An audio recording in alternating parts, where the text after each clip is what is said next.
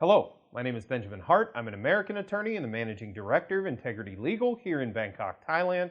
As the title of this video suggests, we're discussing travel bubbles and the implementation of this travel bubble initiative, if you want to call it that, here in Thailand, and the issues associated with it's sort of being brought in phases.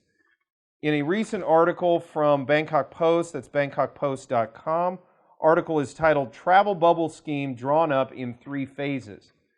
Quoting directly, and there's a lot of information in this article, I urge those watching this video to go check that out.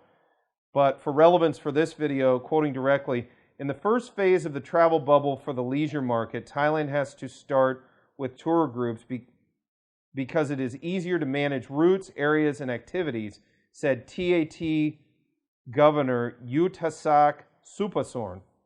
He said, within a month of the first phase reopening in designated destinations, if Thailand succeeds in handling services for inbound guests without triggering new infections, the second phase will see more destinations and a higher number of tourists allowed in. The third phase is when the whole country can open to international tourists again for both tour groups and individual travelers by adopting the same screening and standards from the first 2 phases. So, as we've discussed in another video on this channel, we made contemporaneously with this one, it was noted that September is kind of the ETA, if you will, the estimated time of arrival for seeing these travel bubbles being initiated.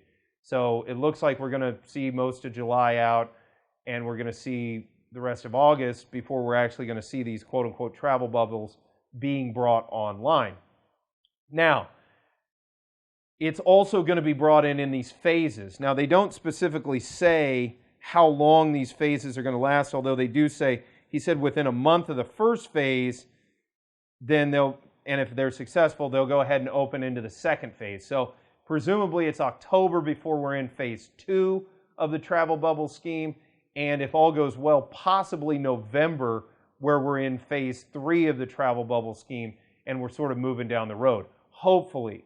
Now, this is if all goes according to plan, but as with anything, you never know.